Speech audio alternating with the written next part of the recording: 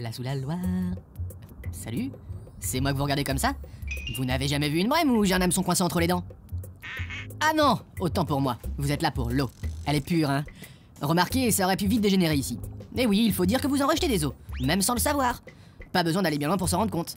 Il suffit d'aller à contre-courant vers la droite, puis tu remontes le cours de l'eau vers la gauche sur quelques kilomètres jusque chez les anguilles. Attention, il y a un passage étroit. Et tiens, nous arrivons chez toi, le petit, là, au fond, près du grand. Belle maison, bien entretenue. Mais à tous les étages, on utilise de l'eau potable de différentes manières. Pour laver le linge, la vaisselle, faire sa petite toilette, celle des légumes, des fruits, pour les chasses d'eau. Dans notre jargon, on appelle ça les eaux domestiques. Ah là là. Eh bien, avec tous ces petits gestes, vous produisez des eaux usées, sales et polluées. Mais vous n'êtes pas les seuls. Certaines usines rejettent elles aussi des eaux polluées. Les eaux industrielles. Vous connaissez? Ce sont les eaux qu'utilisent les entreprises pour travailler. Lavage, rinçage, refroidissement. La pluie aussi en ruisselant peut être polluée par les pots d'échappement des voitures, par le sable des routes, et finir sa course dans les égouts. Les eaux des maisons, des usines, doivent donc être traitées dans les stations d'épuration avant de venir se déverser dans notre magnifique fleuve. Sinon, ce serait une catastrophe naturellement. L'agglomération de Tours compte 16 stations d'épuration qui fonctionnent 24 heures sur 24. Plus de 80 personnes, mécaniciens, électromécaniciens, agents d'entretien, agents de maîtrise, ingénieurs, laborantines, travaillent ensemble à Tours Plus afin de bien faire fonctionner les réseaux et les stations. Et devinez qui a la plus grande capacité de traitement? C'est la station d'épuration des eaux usées de Oh, pas vous les mulets! C'est trop facile! Vous ne voyez pas que je m'adresse à ces jeunes gens? Allez, suivez-moi.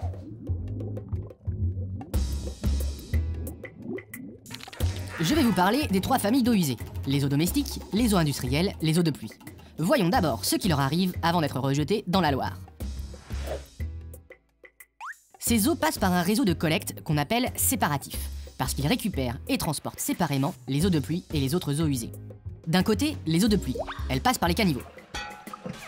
Au cours de leur voyage, dans un réseau qui les emmène vers la Loire, elles sont débarrassées du sable avant d'être rejetées dans le fleuve.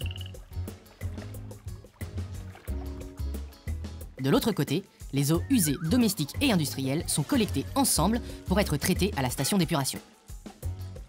Tous ces réseaux sont dissimulés sous les routes. Petite info pour les fans de maths, car il me semble en voir parmi vous. Il existe 370 km de réseau rien que sous la ville de Tours, et près de 1300 km pour toute son agglomération. C'est la distance d'ici au sud de l'Espagne. C'est souvent la pente du terrain qui permet l'écoulement de ces eaux vers la station située plus bas. Pour les plus scientifiques d'entre vous, ça s'appelle l'écoulement gravitaire. Mais la pente n'est pas toujours suffisante. Alors, des postes de relevage sont là pour élever l'eau assez haut pour qu'elle puisse redescendre vers la station. Et ça arrive souvent. L'agglomération de Tours compte plus de 200 postes de relevage. Nous trouvons tellement de choses dans les eaux usées. Du papier, des matières plastiques, des matières en décomposition, des débris végétaux, dégoûtants. Heureusement, les pré-traitements permettent d'éliminer les déchets grossiers. Le dégrillage tout d'abord. Démonstration. Des déchets bénévoles ont bien voulu se prêter à cette expérience. On les applaudit s'il vous plaît. Allez, j'entends rien. Vous êtes coincé de la nageoire ou quoi? Bon, laissez tomber. Donc, voici le principe. Les eaux usées vont traverser une série de grilles dont les barreaux se resserrent. Dans ces eaux usées, nous avons un déchet massif, solide, au sourire ravageur. Et il est accompagné de déchets plus petits, qui semblent drôlement impressionnés d'ailleurs. C'est votre première fois devant une caméra? Ou c'est le grand costaud à côté qui vous fait peur? Bref, tout le monde à l'eau. Mais quel plongeon! Le plus gros déchet a pris une avance tactique importante. Mais que vois-je? Quel retournement! Il est bloqué par la première grille! Ça y est, les petits déchets viennent de le dépasser et narguent leur imposant concurrent délicate posture. Mais ce n'est pas possible!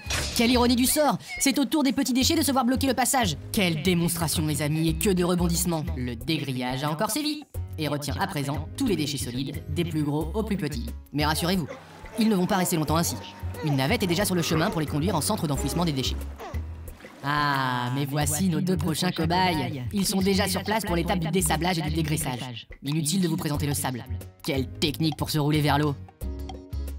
Ah, mais il coule. Et oui, plus lourd que l'eau, il coule irrémédiablement vers le fond. Oh mais attendez. Mais oui, c'est la matière graisseuse qui, n'écoutant que son courage, bouge sa graisse pour venir au secours de notre ami en détresse. Elle plonge et tente d'aller vers le fond. Elle va y arriver. Mais les bulles d'air injectées dans le bassin font remonter les matières graisseuses à la surface. Fin de partie pour nos 2 amis. Là, le pont racleur entre en piste pour écrémer les graisses en surface et récupérer le sable qui sera pompé au fond du bassin.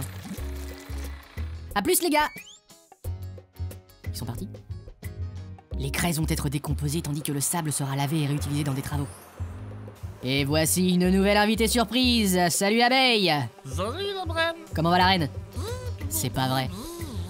Oh, arrête. Ah pardon, vous vous impatientez. Pardon?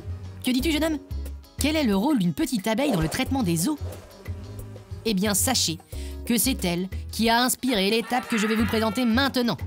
Le traitement primaire.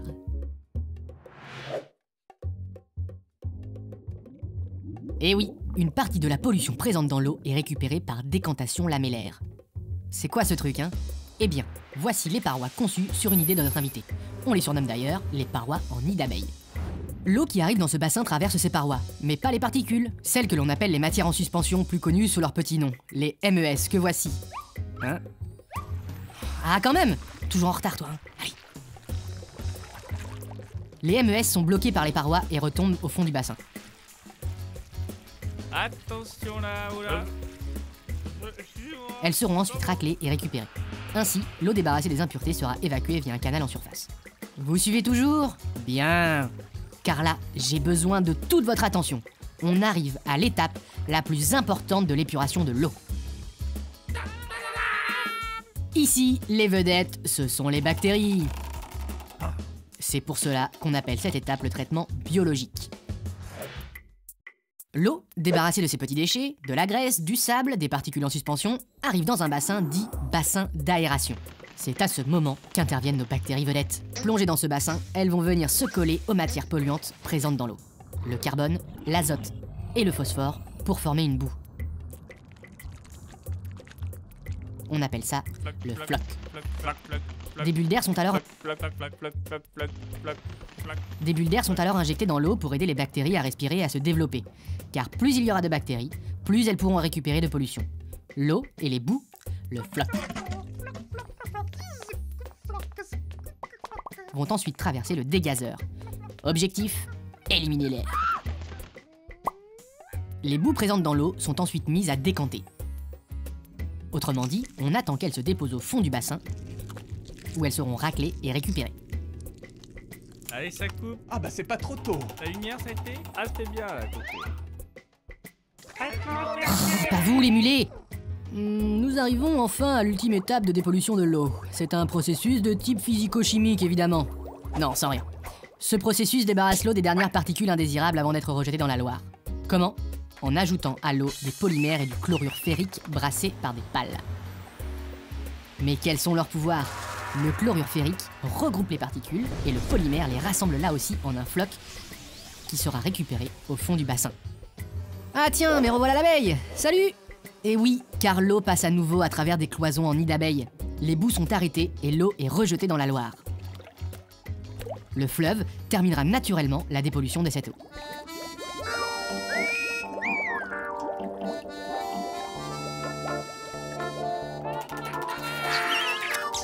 Et on en fait quoi de ces boues maintenant? Toutes les boues collectées lors des différentes étapes d'épuration doivent être concentrées. En enlevant de l'eau, ça prend moins de place, c'est donc plus économique à transporter et à traiter. Elles sont ensuite digérées dans une cuve, appelée digesteur sans oxygène. Chauffez le tout à 36 degrés. Les bactéries qu'elles contiennent produisent du biogaz qui est réutilisé pour chauffer le digesteur lui-même et les locaux de la station. Certaines bactéries ne supportent pas la température à l'intérieur du digesteur et le manque d'air. Elles sont détruites, ce qui permet d'avoir des boues plus propres. Les boues passent ensuite dans une centrifugeuse pour être à nouveau déshydratées. Après ajout de chaux, elles sont stockées dans des silos en attendant d'être utilisées en agriculture.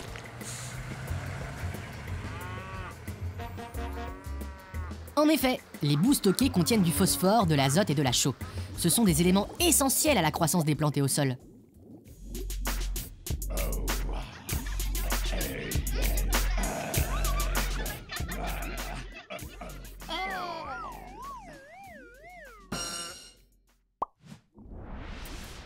Voilà comment nous réussissons à garder notre eau si propre et agréable. Mais sachez que vous aussi, vous avez un rôle à jouer dans le cycle de l'eau, juste par des petits gestes quotidiens. Tout est une histoire de volonté. Moins vous utilisez d'eau, moins d'eau usée sera à traiter. C'est logique, non? Alors, pour commencer, vous pourriez prendre les douches plutôt que des bains. Enfin, pour ceux qui se lavent. Vous avez 2 jambes, vous, bande de petits vénards. C'est pour rester debout, pas pour nous imiter, nous les poissons. soyez toujours prêt à refermer le robinet d'eau quand il coule inutilement. Et puis, faites attention à ce que vous rejetez dans l'eau. Limitez la quantité de dentifrice, de savon ou de shampoing utilisé, comme la lessive d'ailleurs. Ce sont des produits qui polluent l'eau. Surveillez votre papa ou votre maman quand ils bricolent pour ne pas qu'ils versent de peinture ou d'huile mécanique dans l'évier ou le caniveau. Et proposez-leur de l'aide pour les transporter à la déchetterie. Conseillez-leur de ramener les médicaments périmés en pharmacie.